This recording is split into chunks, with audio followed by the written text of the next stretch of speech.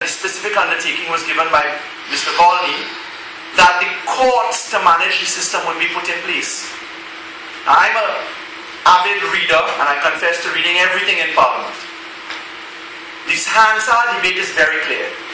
Mr. Volney said to the Parliament, we will have courts somewhere in or about 2015.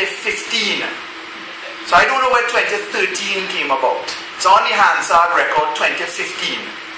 We will amend the Supreme Court of Judicature Act to create this, and we will get the laws, the subsidiary legislation in terms of rules in place. So the criminal procedure rules, I'm a civil law practitioner, we have civil proceedings rules, they run our system. Case management structure, directions, hearings, when a trial is going to happen, what evidence is to be in place. If you don't perform certain things, consequences follow. Your case falls apart, you pay costs, all sorts of things. Criminal procedure rules have to be developed. They stand as subsidiary legislation insofar as they don't have to be passed, but they can be negatived once laid in Parliament. So, these rules have to come in. Dr. Raghunath posed the question that perhaps this debate would have come about 6 months from now when 2013 came about, because all of these things are in place. Well, they're certainly not in place. There are no criminal proceedings rules. They have not been laid before the Parliament. The judicial administrative complexes have not been built. In fact, it's just been announced in the budget that they intend to build it. So none of the prerequisites for the operationalization of the legislation are in place, full stop. Whether we have had a failing of the parliamentary system is an interesting question. I draw a distinction between the executive and the parliament and the judiciary. That's the Montesquieu principle, the three pillars upon which our society stands. Our constitution is drafted and the preamble to the constitution speaks to the rule of law and the preservation of the rule of law. And that's what this debate is about.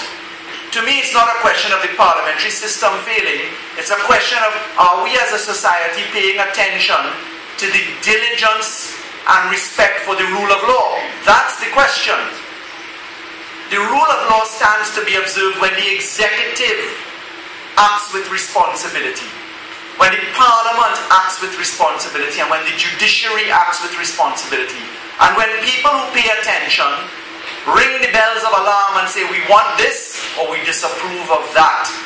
And I join Senator Prescott in saying that that isn't an event that happens once every 5 years or 3 years in governmental general elections or local government elections. That happens every day.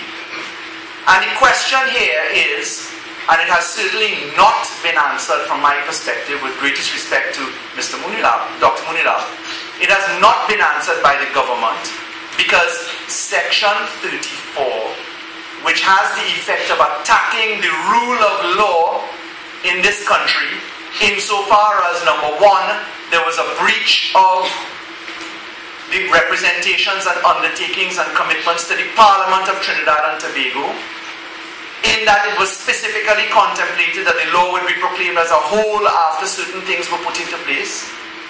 That certainly hasn't been answered.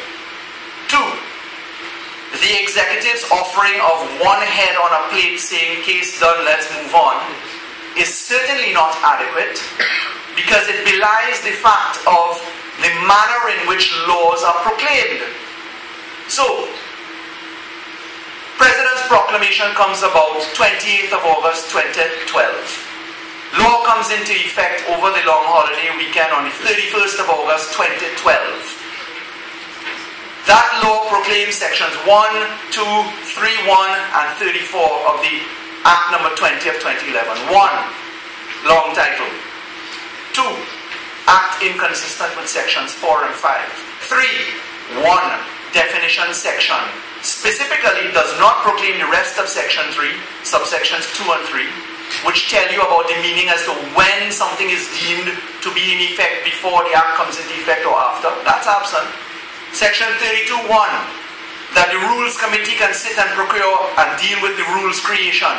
That comes into effect. Skip over Section 33, and I'll come to that in a second. Proclaim Section 34, which is the guillotine. The process of proclaiming law resides solely in secrecy of the Cabinet of Trinidad and Tobago. Hear what I said. The secrecy of the Cabinet of Trinidad and Tobago. You are not made aware until Cabinet tells you about it or until the proclamation comes about and you see it. That's how it happens. So with the greatest of respect to Dr. Raghunath, the executive certainly isn't a part of the parliament in the efficacy of the argument that he put forward. The executive stands alone as one of the three pillars of governance in this country. So, the parliament secretly proclaims Section 34 and it leaves out Section 33. What does Section 33 of the Act deal with? Executive. Sorry, the Cabinet, the Executive. What does Section 33 have? Section 33 is the clause that says what happens when you proclaim the Act.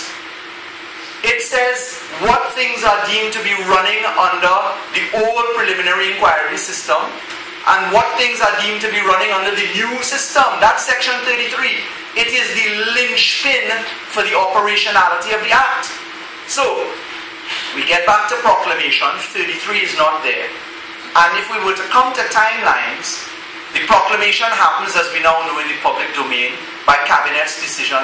There's a Cabinet note presented on August the 6th, 2012. The Attorney General is out of the jurisdiction in the period July 20th, 2012 to August 4th, 2012. Many lawyers sitting in the Cabinet, including my learned colleague to my left, sit and watch a note coming to Parliament, all present when it's debated, all saying aye. No opposition member and no independent senator sits in the Cabinet. And they proclaim a law putting into effect something when they all know about it. So even though Section 75 of our Constitution has collective responsibility for a Cabinet, the point is that there is active knowledge and there's certainly expertise in the Cabinet to know that position. But, ladies and gentlemen, very large elephant in this room and in every room in Trinidad and Tobago when we have this discussion on Section 34. And the large element in this room, spoken about in some circularity today, has to do with existing claims and allegations in the Piarco matters. Theories and conspiracy theories abounding. Governments attempt to say it couldn't be real because that would mean that you would put the Parliament and the entire Parliament into issue, and certainly couldn't be that. But ladies and gentlemen, the Minister of National Security and the Attorney General and the Honourable Prime Minister certainly all know about the matters. And the Attorney General in particular has direct and specific knowledge beginning in May 2010 come forward through his participation in extradition proceedings and specifically his position in not appealing the judgment of Mr. Justice Budu Singh and in obtaining specific advice of Mr. Lewis QC and in dealing